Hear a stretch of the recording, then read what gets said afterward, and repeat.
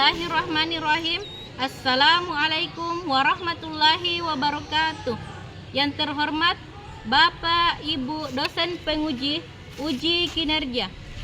Perkenalkan, nama saya Nurmayanti, mahasiswa PPG dalam jabatan batch 4 Kementerian Agama tahun 2025 pada bidang studi Sejarah Kebudayaan Islam di LPTK Universitas Islam Negeri Mahmud Yunus Batu Sangkar dengan NIM 256010121228. Pada hari ini, Kamis 15 Januari 2026, akan melaksanakan kegiatan pembelajaran dalam rangka uji kinerja dengan materi peristiwa kerasulan Nabi Muhammad SAW di kelas 3 MI Syekh Hasan Yamani.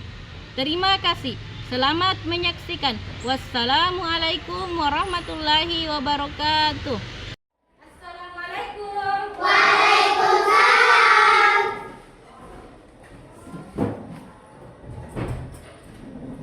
Bismillahirrahmanirrahim. Assalamualaikum warahmatullahi wabarakatuh. Waalaikumsalam warahmatullahi wabarakatuh. Apa kabar semua anak-anakku? Baik. Alhamdulillah. Pada hari ini kita masih diberi kesempatan oleh Allah Subhanahu wa taala untuk tetap melaksanakan pembelajaran setiap harinya pada mata pelajaran Sejarah Kebudayaan Islam. Sebelum memulai pelajaran, alangkah baiknya kita berdoa dulu. Siapa ketua kelasnya?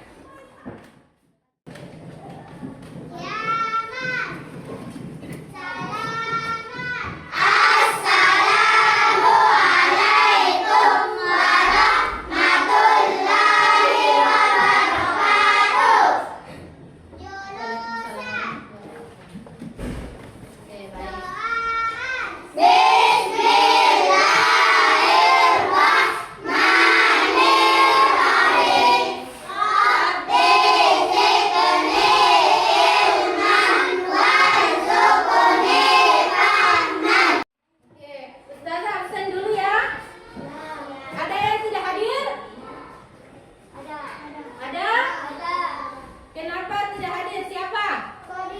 Nah, Sodi, kenapa Sodi tidak hadir? Oh, baru sudah sunat. Oh iya. Semoga lekas membaik dan dapat mengikuti pembelajaran kembali dengan baik. Jadi selain Sodi semuanya hadir ya? Nah, semuanya siap untuk belajar? Siap.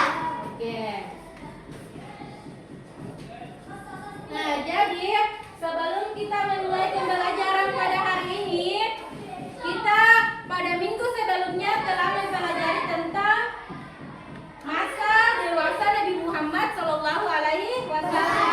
Masih ada yang ingat? Masih. Apa yang dilakukan Nabi Muhammad di waktu remaja dan dewasanya? Nah, dia sibuk mengembala domba. Apa lagi selain mengembala domba? Selain mengembala domba, dia juga ikut berniaga bersama pamannya. Pamannya adalah Abu Thalib. Nah, dia sibuk berniaga hingga menyeberang negara, yaitu di negeri Syam. Sampai akhirnya beliau bertemu dengan saudagar kaya raya. Siapa itu saudagar kaya rayanya? Yaitu Siti Khadijah yang akhirnya mempercayakan barang dagangannya untuk diperjualbelikan oleh Nabi Muhammad SAW. Sampai akhirnya mereka berdua menikah. Nah, pada pembelajaran hari ini kita akan belajar tentang peristiwa kerasulan Nabi Muhammad SAW. Nah, sebelum masuk di pelajaran, saya mau menyampaikan dulu tujuan pembelajaran dari peristiwa kerasulan Nabi Muhammad SAW. Jadi tujuan pembelajarannya itu adalah agar kalian mengetahui bagaimana supaya kalian mengetahui peristiwanya kerasulan menceritakan bagaimana urutan peristiwa kerasulan Nabi Muhammad Sallallahu Alaihi Wasallam. Jadi itu tujuan pembelajaran pada materi hari ini. Oke, Ustazah akan tayangkan di slide sebuah video animasi tentang peristiwa kerasulan Nabi Muhammad. Kalian simak baik-baik nah. Nanti setelah penayangan video, Ustazah akan bertanya apa yang kalian pahami, apa yang kalian bisa tanggap dari video di atas. Dan kemudian setelah video nanti ada juga materi nah. Kita tayangkan dulu videonya.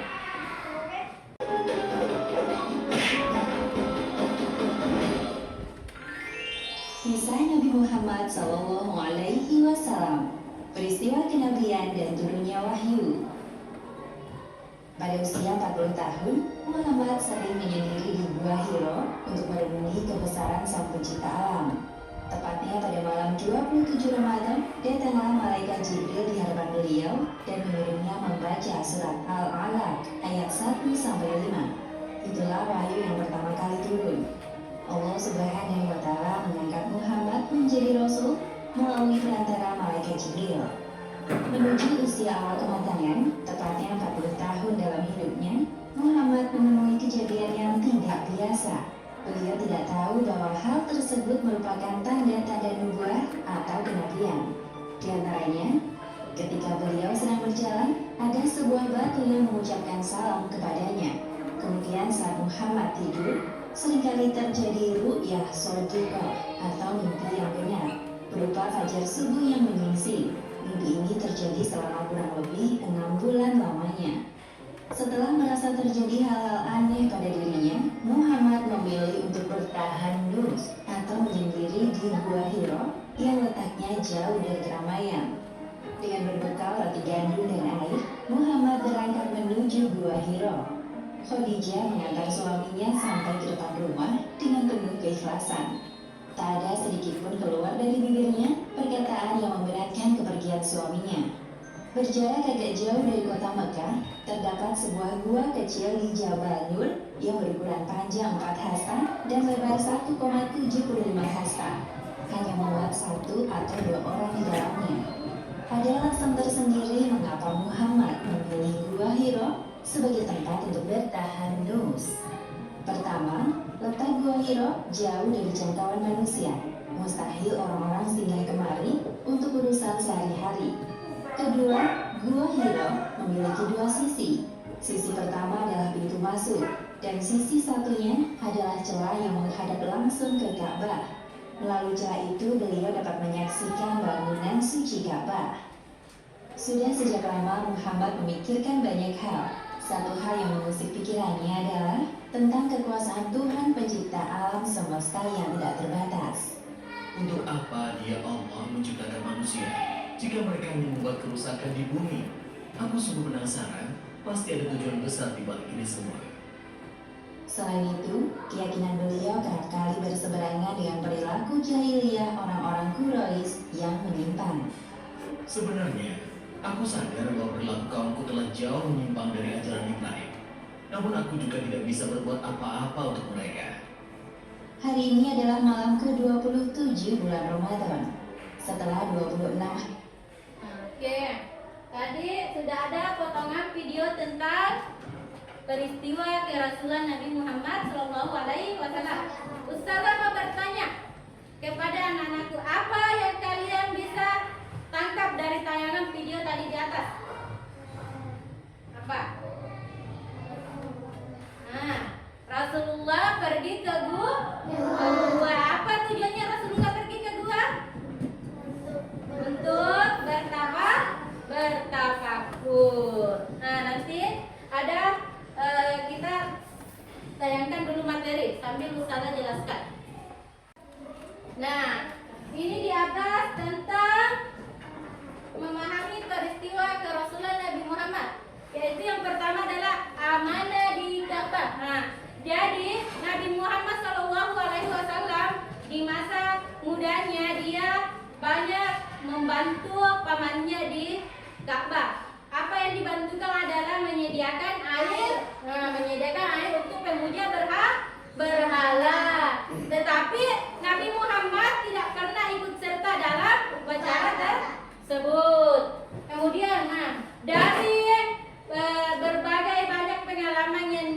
disaksikan oleh Nabi Muhammad, dia merasakan keresahan. Jadi Nabi Muhammad gelisah tentang kaumnya, melihat kaumnya yang berperilaku jahiliyah. Jadi banyak di antara masyarakat Mekah yang menyembah berhala, meminum minuman keras, berbuat semena-mena terhadap budak, menindas perempuan. Itu sangat banyak terjadi di zamannya Nabi Muhammad SAW. Akhirnya Nabi Muhammad sangat merasa gelisah dan prihatin. Kemudian pada usia 40 tahun akhirnya Nabi Muhammad memutuskan untuk bertafakur. Bertafakur itu adalah dia pergi ke sebuah tempat yang teramat sempit. Apa namanya itu? Gua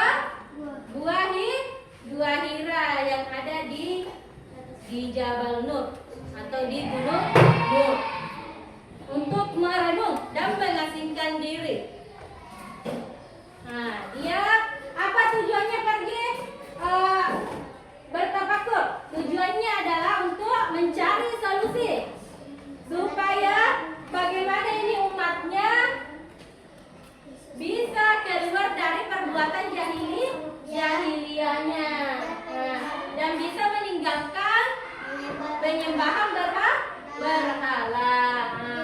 Nah, itu Gua Hira terletak di Gunung Nur, sekitar 6 km utara dari Masjidil Haram, atau dia ada di Jabal Nur. Kemudian, selain mencari solusi, dia juga menjauhkan diri dari kehidupan duniawi. Dengan bertafakur, beliau terhindar dari pergaulan bebas yang mengarahkan ke perbuatan buruk. Dia terhindar dari akhlak buruk. Di Gua Hira itu adalah tempat yang sangat sempit, gelap, licin dan terjal. Jadi hanya orang-orang tertentu yang mau pergi ke sana. Salah satunya adalah Nabi Muhammad SAW.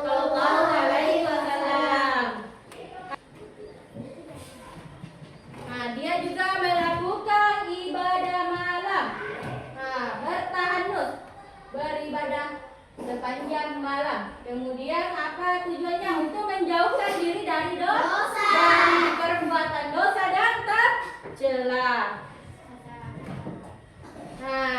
Kenapa Muhammad pergi bertafakur dan bertahanus di Gua Hira? Karena dia sangat prihatin terhadap keadaan masyarakat Arab. Dia pergi mengadukan kepada Allah bagaimana bisa dia menjauhkan masyarakat Arab dari perbuatan keji dan mungkar dan penyembahan berhala. Jadi Nabi Muhammad itu berharap suatu ketika orang-orang di Makkah itu dapat berubah. Mereka dapat memperbaiki perilaku buruk dan tercelanya. Melalui tafakur, dia itu bertafakur sambil membersihkan dirinya dan hatinya dari perbuatan duniawi yang menyimpang. Pembersihan hatinya itu karena keprihatinan mendalam terhadap perilaku masyarakat Makkah yang menyimpang. Niat sucinya bermunajat, berdoa kepada Allah agar kaumnya mendapat hidayah. Yang terakhir adalah hati yang bersih. Hati yang bersih terhindar dari urusan duniawi dan fokus beribadah kepada Allah Subhanahu wa Ta'ala. Sampai di sini ada yang mau bertanya? Ada yang mau bertanya tentang materi di atas? Tidak ada? Atau ustazah yang mau bertanya? Apa salah satu alasannya kenapa Nabi Muhammad memutuskan untuk bertafakur di Gua Hira? Kenapa? Ada yang bisa menjawab? Angkat tangannya. Angkat tangannya, Cak. Angkat ya. Ya, berdiri, Cak. Apa? Berdiri.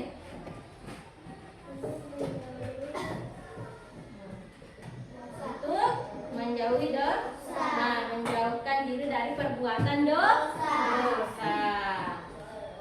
Supaya dia tidak ikut terjun dalam perbuatan dosa tersebut. Jadi sebelum kita masuk, Ustazah akan bagi kelompok. Sudah dibagi minggu lalu? Belum? Belum dibagi ya? Oke, kita bagi kelompok ya. Ini kelompok 1. Ini kelompok 2. Ini kelompok 3 dan ini kelompok 4. Oke, sebelum kita masuk untuk berdiskusi kelompok, kalian akan diberikan sebuah pertanyaan.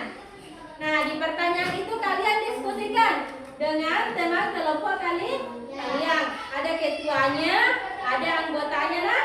Masing-masing ini 4 orang.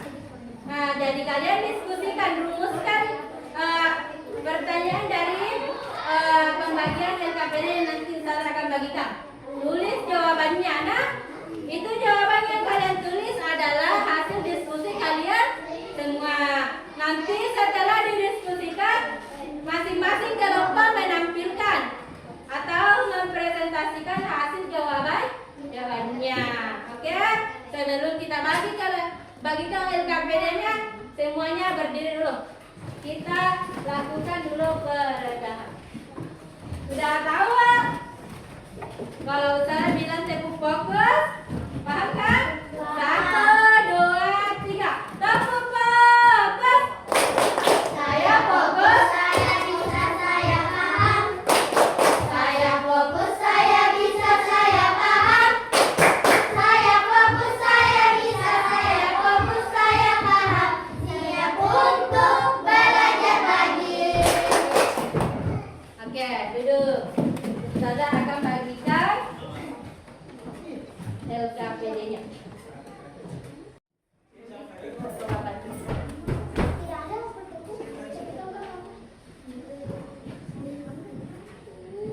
Tulis nama ketua.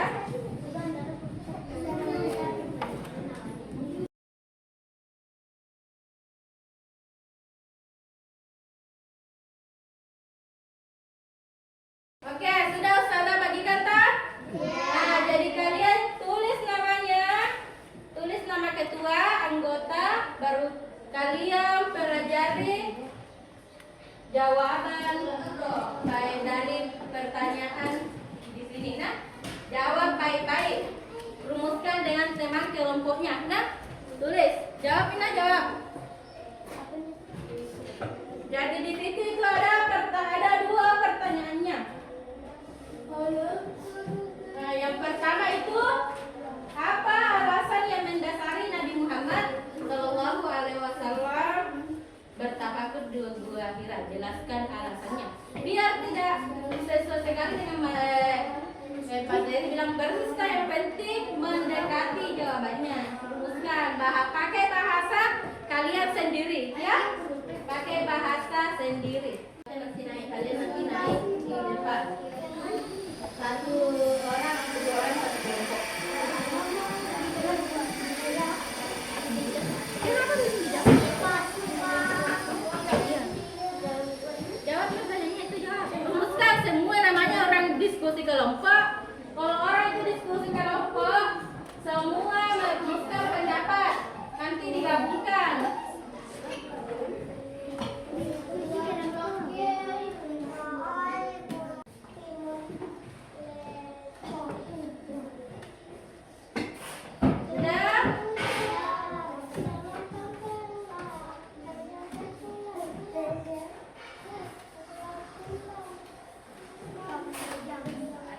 Rumuskan coba. Siapa yang sudah selesai? Bisa naik di depan. Kalau kelompok 1 sudah siap bilang ya, sudah suruh naik. Tampil di depan.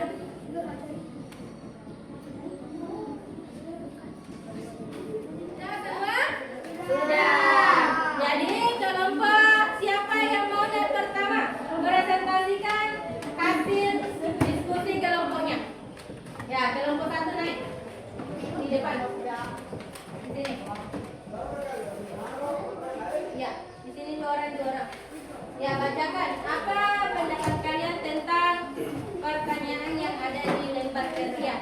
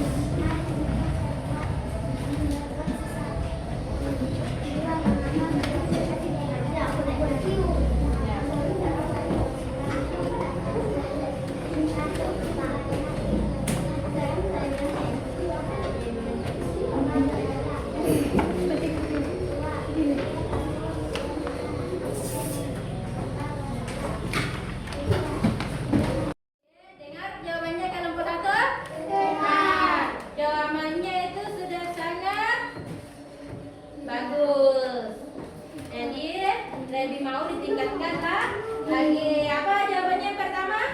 Apa tadi yang pertama? Nah, untuk menjauhi dosa. Alasannya Nabi Muhammad bertafakur di gohiran pertama menurut kelompok satu adalah untuk menjauhi dosa. Yang kedua? Oke, yang kedua itu tadi itu menjauhi dosa. Kemudian? Biar tidak ikut melakukan perbuatan tercela. Oke, terima kasih kelompok satu. Berikan tepuk tangan dulu untuk kelompok satu. Kelompok berapa lagi yang mau naik? Ya, kelompok tiga.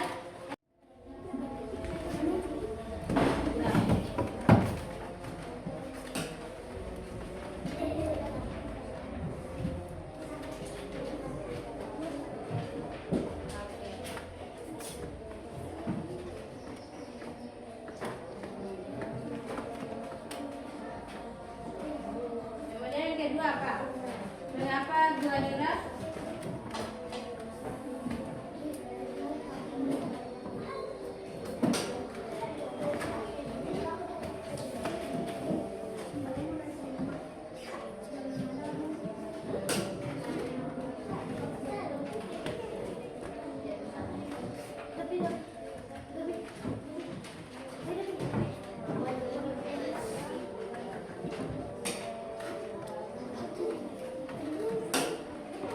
Jadi salah satunya dari yang dijawab kelompok 2 adalah kelompok 3 adalah supaya terhindar dari perbuatan jadi ria. Oke, terima kasih kelompok 3. Berikan aplaus atau tepuk tangan untuk kelompok 3. Kelompok 2 naik Nasrullah sama kelompoknya, yang baca saja.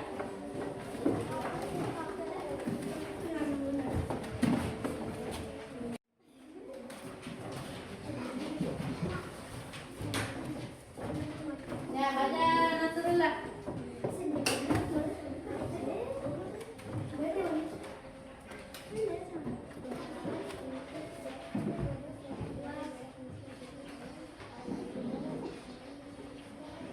Terima kasih untuk kelompok 2. Berikan aplaus untuk kelompok 2. Terakhir kelompok 4 naik. Jadi rata-rata jawabannya untuk menghindarkan diri dari perbuatan jahiliyah. Ada yang mau bertanya sama kelompok 4? Tidak ada? Oke, terima kasih kelompok 4. Kita kasih tepuk tangan untuk kelompok 4. Nah, semua jawaban dari semua kelompok dari kelompok 1 tadi sampai kelompok 4 semuanya sudah sangat bagus ya. Tapi ada beberapa kelompok yang mau meningkatkan lagi jawabannya. Kelompok 1 itu sudah sangat mendekati. Kita berikan aplaus untuk kelompok 1. Dan untuk semua kelompok. Semuanya. Jadi intinya Nabi Muhammad pergi bertafakur itu untuk menjauhkan diri dari perbuatan dosa dan tercela. Dia juga sangat merasa khawatir. Dia merasa gelisah dengan keadaan masyarakat Makkah yang masih melakukan penyembahan berhala, masih bermabuk-mabukan, masih berbuat perbuatan yang tercela, dan banyak hal lainnya yang membuat Nabi Muhammad untuk pergi bertafakur. Kemudian yang kedua, kenapa Gua Hira yang ditempati? Karena Gua Hira adalah tempat yang amat sangat jauh dari pemukiman. Untuk naik juga di atas licin, bebatuan. Jadi hanya orang-orang tertentu yang mau naik ke atas. Makanya kalau Rasulullah bertafakur di sana, dia juga bisa bertahan dan fokus beribadah karena tidak ada gangguan dari yang lain, karena di sana tempatnya sangat cantik dan jauh dari pemukiman masyarakat.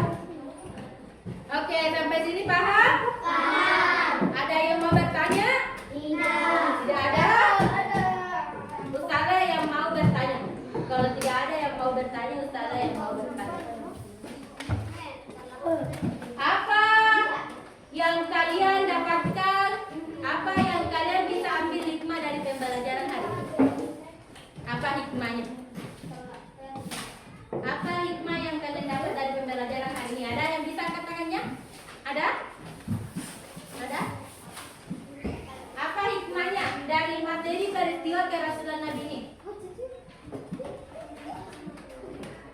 ada?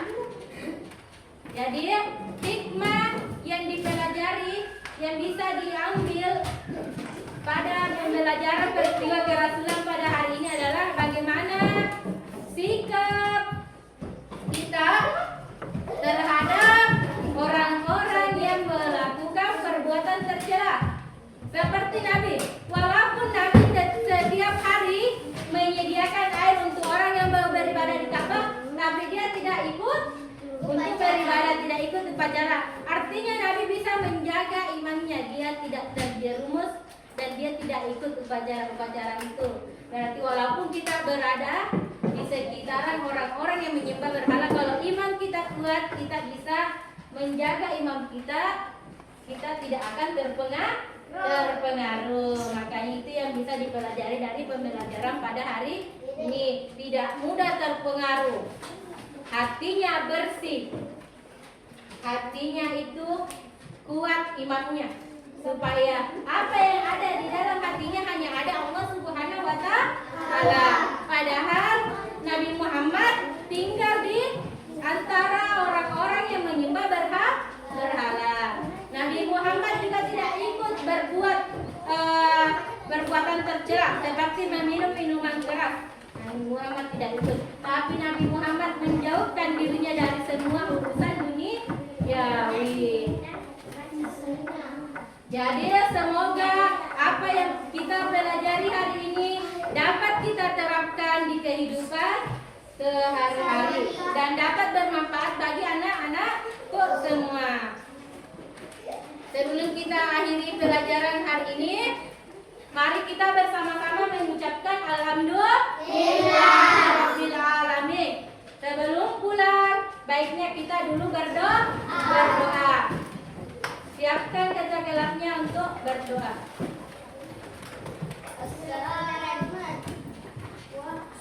Doa untuk pulang dimulai.